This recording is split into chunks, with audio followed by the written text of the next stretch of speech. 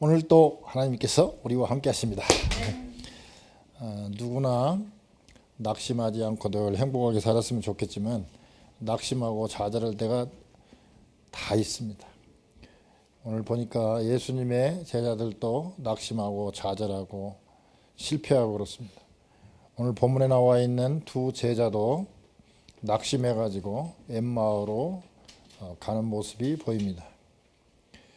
그렇다면 우리도 예수 그리스도를 믿는 우리도 낙심될 때가 있고 좌절할 때가 있고 실패할 때가 있습니다. 오늘 엠마오로 가던 두 제자가 예수님의 동행하심과 또 예수님께서 나타나셔서 말씀을 잘 설명해 주셨을 때 이루함을 받고 다시 예루살렘으로 되돌아가는, 즉 회복되는 모습, 기쁨으로 다시 제자들과 합류하는 모습을 보게 됩니다. 오늘 말씀을 통해서 그 제자들이 회복된 것처럼 우리도 마음이 뜨거워지려면 어떻게 해야 될 것인가 한번 봤으면 좋겠습니다.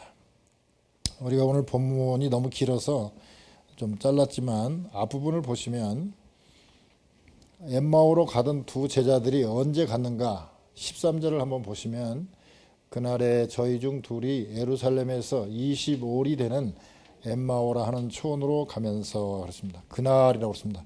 그럼 그날은 언젠가? 1절에 보시면 안식 후 첫날 새벽에 이 여자들이 그 예비한 향품을 가지고 무덤에 가서 그렇습니다.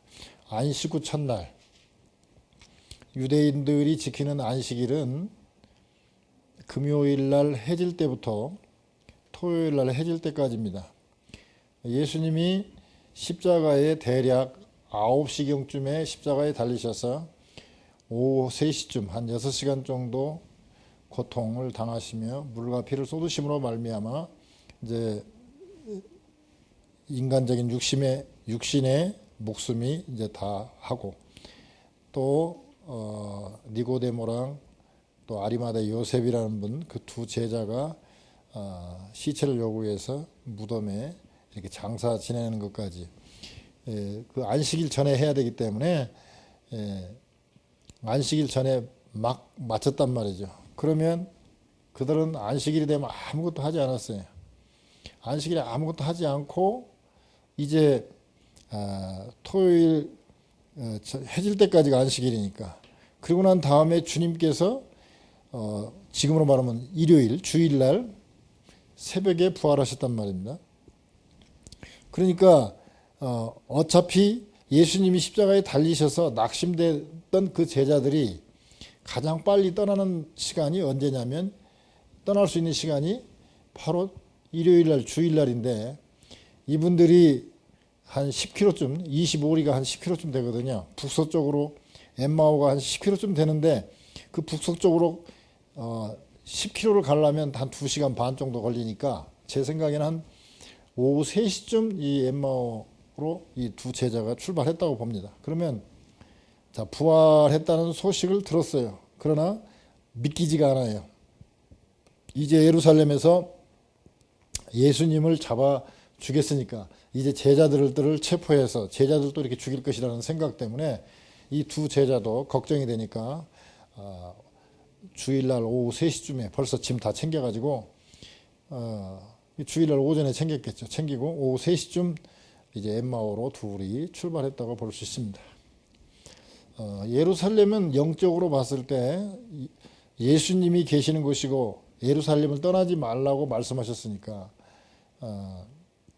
예루살렘에 있는 것이 영적으로 사는 것이고 엠마오로 가는 길이 바로 죽음의 길로 가는 길이에요. 영적으로 봤을 때.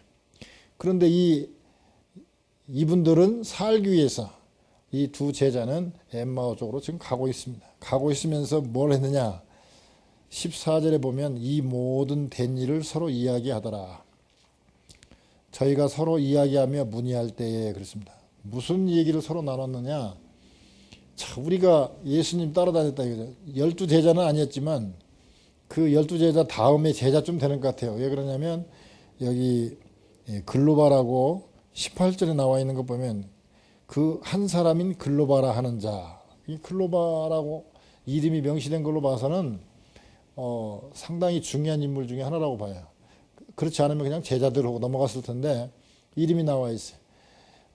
그러니까 제 생각에는 한 70명쯤에 나중에 70명을 이렇게 고을마다 내보낼 때 짝을 지어서 내보냈잖아요. 그러니까 그때 갔던 사람이 아닌가 이렇게 생각이 되는데 아무튼 이 상당히 중요한 이 제자가 자기는 실패했다고 생각하는 것이죠. 왜냐하면 예수님을 따라다녔을 때 말과 일에 능하신 선지자로서 이스라엘을 구속할 자라고 18절과 21절에 보면 나오죠.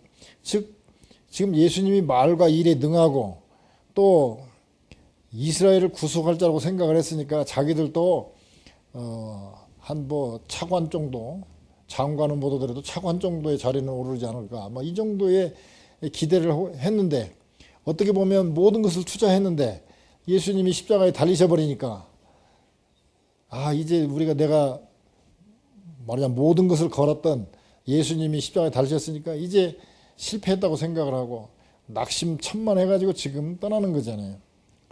십자가 사건을 얘기하면서 지금 가고 있습니다.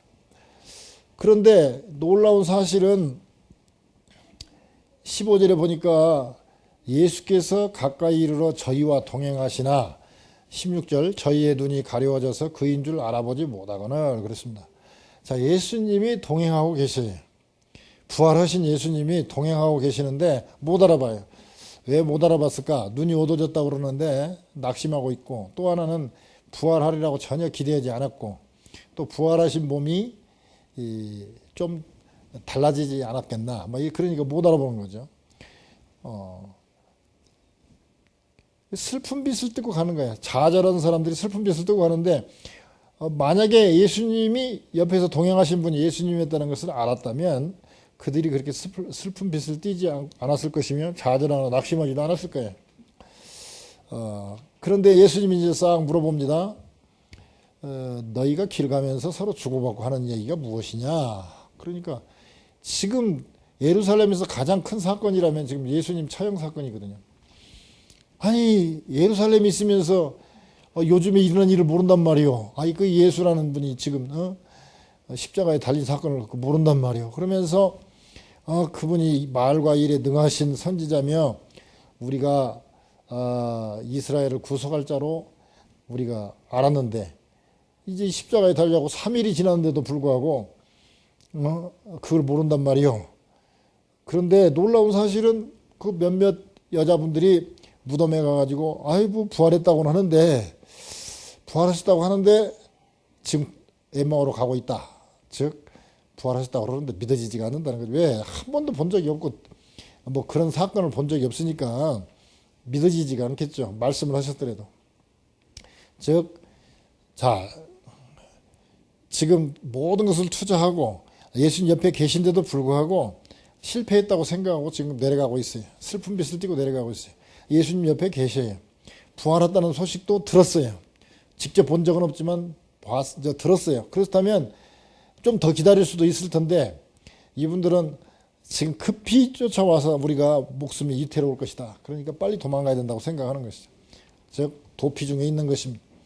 자, 이런 도피 중에 있는 제자들을 예수님께서 어떻게 회복을 시켰는가? 그렇다면 우리는 또 어떻게 회복하면 되겠는가? 마음이 뜨거워지려면 첫째로는 27절 한번 보면 좋겠습니다. 이에 모세와 및 모든 선지자의 글로 시작하여 모든 성경에 쓴 바 자기에 관한 것을 자세히 설명하시니라. 즉 성경을 잘 봐야 됩니다. 특히 해석을 잘해야 돼요. 성경 해석을 잘해야 되는데 어떻게 해석을 해야 되느냐? 자기의 쓴 바 모든 것, 성경에 기록되어 있는 그 예수님에 관한 것들에 대해서 잘 알아야 된다. 즉 성경을 예수님으로 해석하는 그런 능력이 필요하다는 것입니다. 그 바로 앞에 25절에 보면 이 두 제자를 책망합니다. 미련하고 선지자들의 말한 것, 즉 성경이죠. 성경을 더디 믿는 자들이요. 26절에 보면 고난을 받고 영광에 들어가야 할 것이 아니냐. 즉 이 제자들이 생각할 때 고난까지는 알았어요. 자, 십자가 이미 달렸으니까 이제 고난은 봤어요. 근데 부활은 못 믿겠다 이제 영광에 들어가야 될 것. 즉 예수님께서 그렇게 3일 만에 내가 다시 살아나서 살아난다. 그 얘기를 그렇게 했는데도 불구하고 이 제자들은 그 부활에 대해서는 못 믿겠다는 것이죠. 그래서 우리가 마음이 뜨거워지려면 성경 해석을 잘해야 됩니다. 특히 이 성경은 예수님에 대해서 설명을 했기 때문에 예수님으로 관계되는 그 모든 것들에 대해서 잘 알아야 되고, 모든 해석은 예수님에 대한 이야기니까 여기서 예수님에 대해서 뭘 말씀하시는가를 우리가 찾아야 돼요.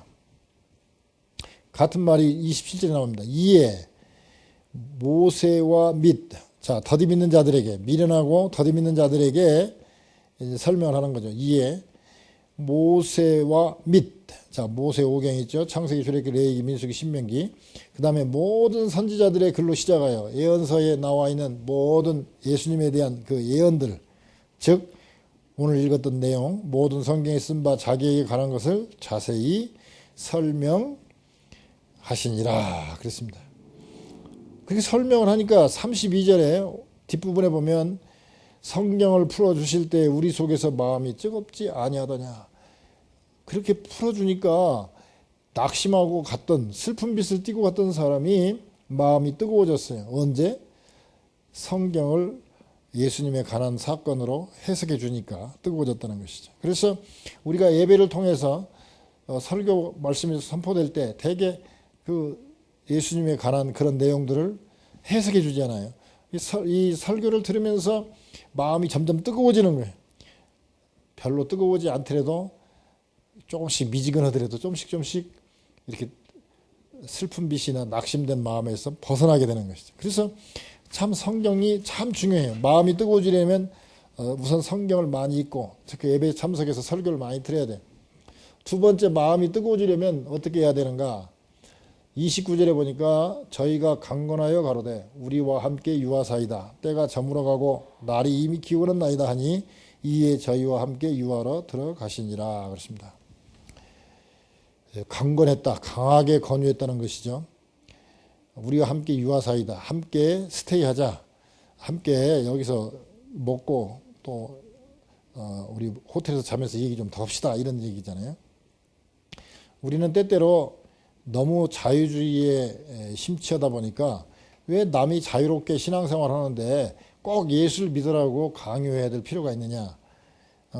너는 너대로 가고 또 저 사람은 저 사람대로 저 사람은 신이 없다고 생각하면 없는 대로 또 다른 종교를 가지면 가는 대로 놓아두지 왜 귀찮게 하느냐. 그런 사람들이 많이 있어요. 그러나 진리의 문제에 있어서는 죽고 사는 문제이기 때문에 강하게 권유할 때에는 내가 너무 귀찮게 하는 것이 아니냐. 그러나 예의는 지켜야죠. 요새 몇몇 좀 광신적인 기독교 신자들이 도심에 나와 있는 절에 가가지고 말이야 회개하라고 막 하면서 거기서 막 찬송가를 부르고 막 그래가지고 신문에 나고 뭐라고 그러겠어요. 아유, 저렇게 몰상식한 기독교인들 저런 교회는 나 안 가겠다 이렇게 생각, 오히려 전도가 안 될 수도 있잖아요. 그러니까 거기다가 또 어떤 분들은 수레에다가 말이야 조그마한 수레에다가 끌고 다니면서 거기다가 천국 지옥 예수 천당 불신 지옥 해가지고 써붙여 놓고 회개하라 막 써놓고 다니는데 그 양반이 막 소리를 지르는데 다들 공회로 생각하는데 더군다나 그 양반이 너무 깨졌지. 옷도 좀 깨끗하게 빨아입고 그래야 되는데 그렇지도 않고 막. 그러니까 뭐라고 그러겠어요.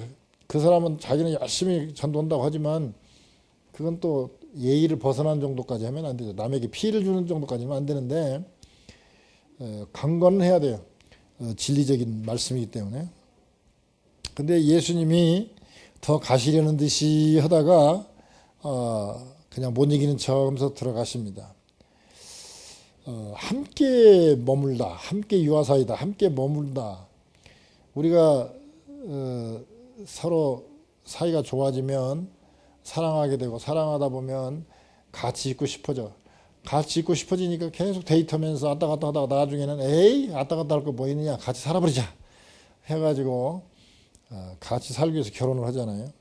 마찬가지입니다. 영적으로도 이 말씀을 듣고 보니까 너무 좋아요. 그러니까 좀 같이 좀 말씀 좀 더 해주십시오.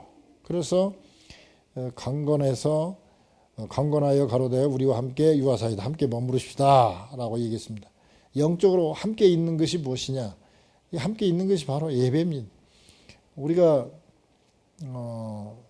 눈에 보이지 않는 예수님이 언제 우리와 함께 하느냐? 여러 번 설명했어요. 찬송 중에 거하시는 하나님, 예배하는 자를 찾으시는 하나님, 또 내가 내 이름을 여기다 두고 내 눈과 마음을 이곳에 두겠다고 말씀하신 이 성전, 또 두세 사람이 내 이름으로 기도하는 곳에 있다고 그렇게 말씀하시는데 그게 다 어디냐? 성전에서 예배드릴 때 예수님이 가장 관심을 갖고 어디에나 계시는 분이지만 가장 관심을 갖고 좋아하는 곳이 바로 성전이라는 것이죠. 그래서 우리가 성전에서 예배드릴 때 가장 주님과 함께 가까이 머무는 길이라는 것이죠. 여러 번 말씀드렸습니다. 예수님이 술집이고 어디고 다 안 계시는 곳이 없지만 술집을 좋아하겠어요? 또 뭐 당구장 같은데 막 담배 연기, 지금은 담배가 못 피게 돼 있지만 담배 연기 자욱한 당구장에 계시겠습니까? 그러면 기도가 쌓인 이 교회를 더 좋아하시겠습니까? 당연히 교회를 좋아하시죠. 그러니까 함께 머무는 거, 이 예수님이 특히 좋아하는 곳, 그곳에 있는 것이 바로 예배고, 그것이 바로 마음이 뜨거워지는 것이고 기쁨을 회복하는 길이에요. 어떤 사람들이 그래요. 아유, 나야가라 폭포 같은 데 가면은 한국 사람 많이 만나요. 서울에서 못 만나는 분이 미국 나야가라 폭포에서 만날 때가 참 많아요.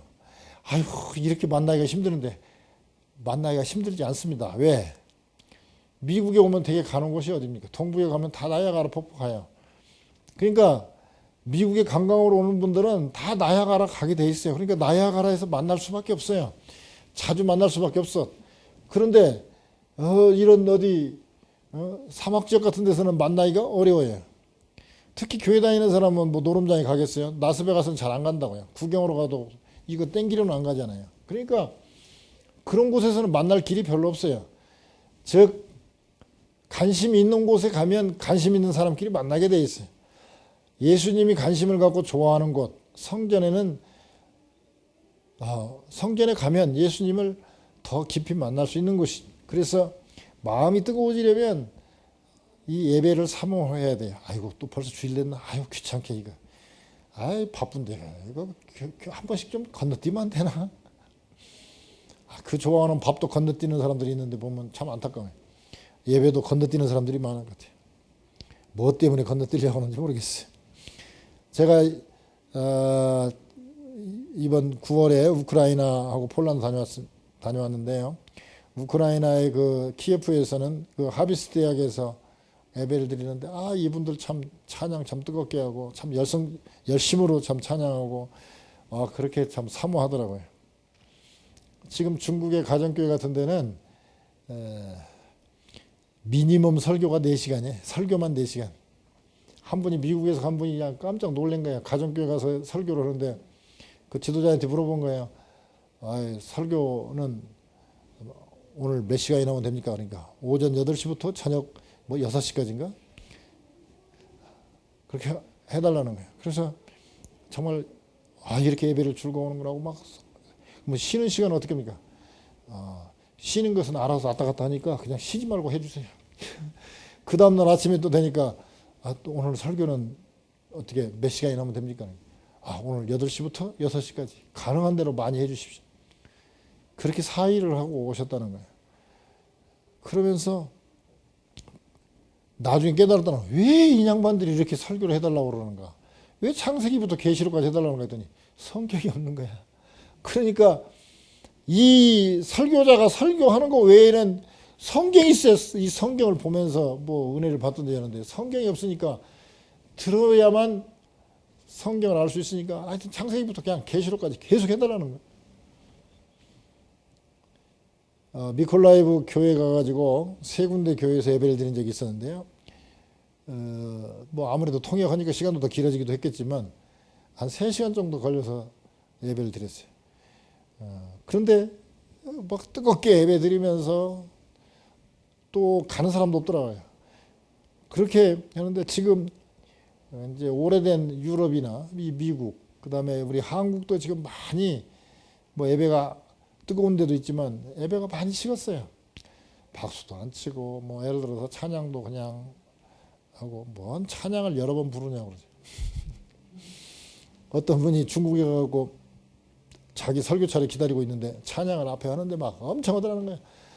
뭐 벌써 지금 한 2시간 찬양을 했는데 찬양 인도자가 이 1절에서 99절까지 있는 찬양인데 그거 다 불렀대요. 그래서 이제 내가 설교로 가는가 보다 했더니 그 찬양 인도자 그러더래요. 한 번 더 부를까요? 그러더래. 99절까지 하면 또 1시간은 그냥 가는데 3시간 후에 자기가 설교 시간 돼가지고 설교했다고 그래요. 그렇게 지금 뜨겁게 예배 드리는 분들이 있어요. 그러니까 뜨겁게 예배 드리는 곳에서는 기적도 많이 나타나고 참 그 뜨거운 만큼 그렇게 복이 임하는데 이제 먹고 살만한 동네는 점점 일명 선진국이라고 하는 데는 점점 예배가 요새 식어가고 있습니다. 그래서 마음이 뜨거워지려면 예배를 사모하고 예배에 잘 참석해야 돼요. 그 다음에 마음이 뜨거워지려면 어떻게 되느냐. 30절에 보니까 저희와 함께 음식 잡수실 때에 떡을 가지사 축사하시고 떼어 저희에게 주시매 그랬습니다. 즉 교제가 참 필요합니다. 여기서 떡을 가지사 축사하시고 할 때 축사라는 뜻이 귀신을 쫓아낸다는 뜻도 있지만 이 본문의 뜻은 감사의 기도입니다. 감사 기도. 아주 근데 여기서 떡을 떼어 그런데 이 떡을 뗀다는 말이 크게 4가지 뜻이 있어요. 뭐냐면 하나님이 임재하신다. 떡을 뗄 때 임재하신다. 이런 뜻이 있고요. 또 떡은 생명의 떡, 즉 예수님의 살을 상징하기 때문에 떡을 뗀다는 것은 예수님의 죽음, 즉 우리를 구원하시기 위해서 예수님이 죽으셨다는 그런 뜻도 있고요.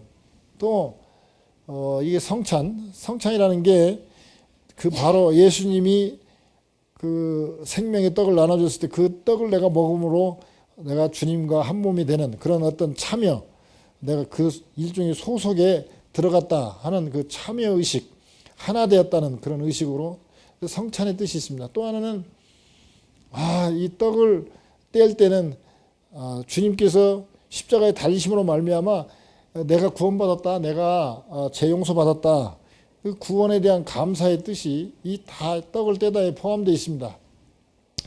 그런데 이걸 한마디로 줄이면 그냥 먹는 거예요. 밥 먹는 거예요. 밥 먹으면서 교제하면서, 즉 여기서는 주님이니까 하나님과 교제도 하고 또 성도들끼리 교제하는 거, 이 교제가 바로 떡을 떼다에 다 들어있는 말씀입니다.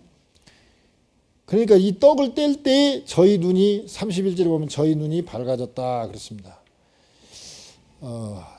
이 밥 좀 먹었다고 눈이 띄어져 갖고 예수님을 알아봤겠어요? 근데 이게 상당히 중요한 말씀이에요. 뭐냐면 우리가 식탁에서 하는 그 말씀이 참 많아요. 예수님께서 보면 식사하시면서 그 제자들을 가르치는 그 말씀이 참 성경에 많이 나오는데 그만큼 떡을 떼는 게 중요한 거예요. 교제가 얼마나 중요한지 모릅니다. 즉 우리가 성경을 보고 성경을 통해서 뜨거워지고 예배를 통해서 뜨거워지고 또 그게 더 든든하게 살아가기 위해서는 교제가 필요해요. 즉 하나님과 교제, 즉 하나님과 한 몸이 되고 우리 성도들이 한 몸이 되는 것이 떡을 떼는 거예요. 이 떡을 같이 떼어야 우리가 정이 들고 깊어져요. 그래서 그런 말 있잖아요. 뭐 얼마 전에도 한번 말씀드렸지만 대학교 졸업하면 학사, 대학원 졸업하면 석사, 또 석사과 대학원 중에서도 박사과정을 하면 박사, 박사 위에 차를 한 잔 사는 사람, 차보다도 더한 사람이 밥 사는 사람. 그래서 박사 위에 밥사가 있다. 밥사, 밥을 사야 돼. 떡을 떼야 되는 거예요. 떡을 뗄 때 우리가 교제가 뜨거워지고 마음이 뜨거워지게 되는 것이죠. 즉 우리는 관계의 종교라고 그랬잖아요. 하나님과 나와의 관계, 나와의 관계, 나와 이웃과의 관계, 나와 자연과의 관계. 자연은 돈이라든지 이런 거 다 포함해서 환경 이런 거 다 포함하는 거고, 나와 이웃과의 관계. 우리 성도와 성도가 다 이웃과의 관계죠.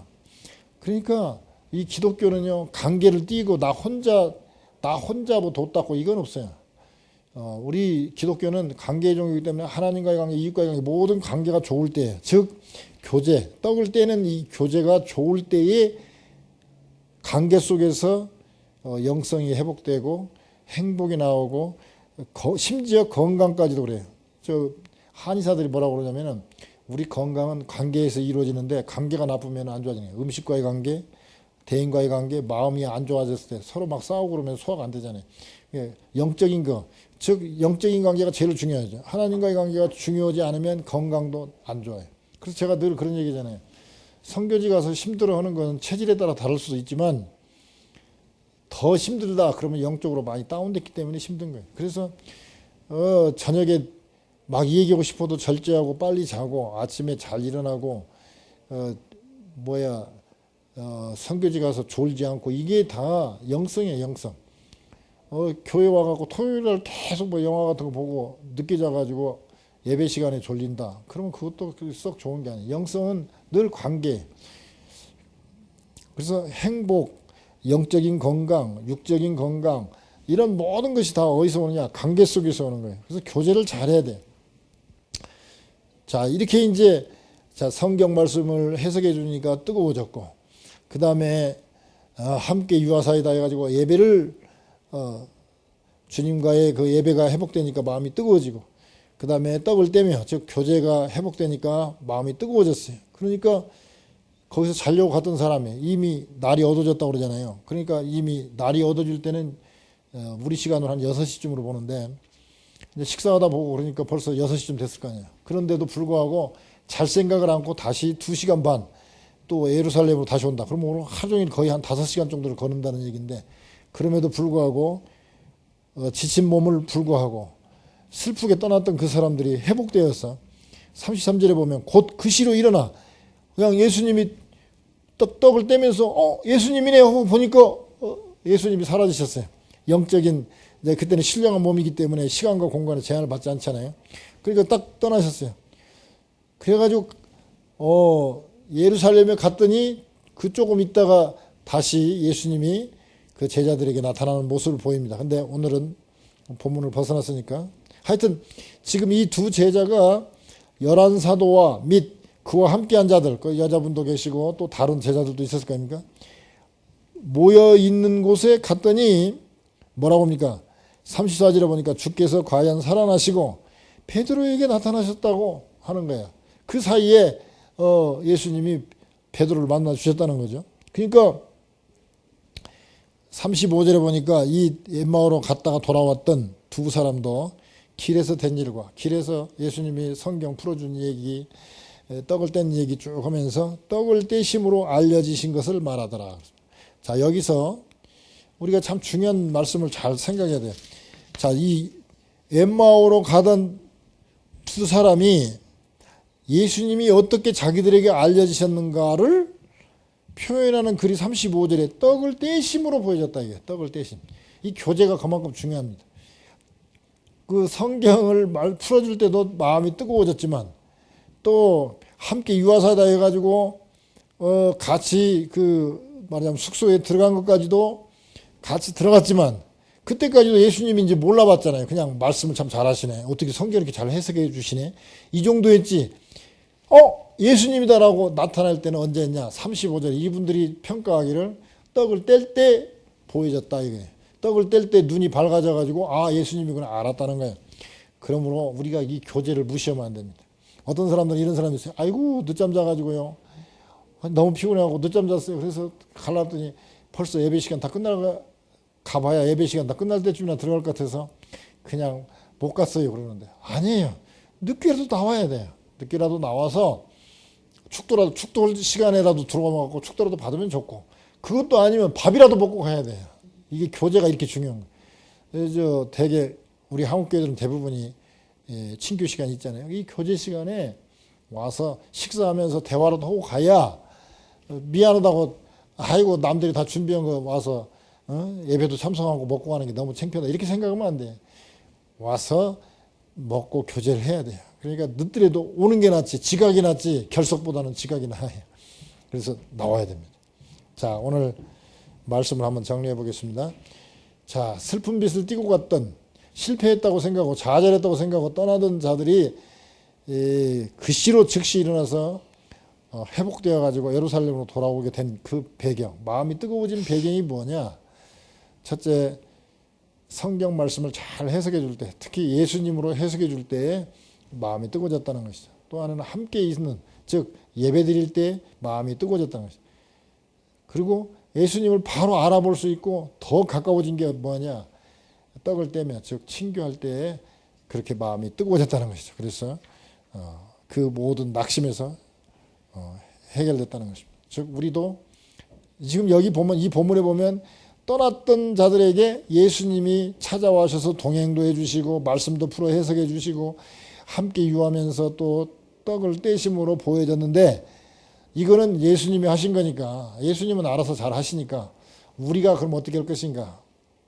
우리 입장에서 봤을 때는 성경 잘 보고 성경 해석 잘 설교 잘 듣고 그 다음에 그 예배에 잘 참석하고 그리고 친교 주님과의 친교 기도라든지 떡을 떼면서 이웃 성도들과 하는 이런 교제가 중요하다는 것이죠. 우리가 그렇게 했을 때 마음이 뜨거워지고 낙심하거나 좌절하지 않고 살아갈 수 있다는 것입니다. 다들 마음이 뜨거워지시기를 주님의 이름으로 축원합니다.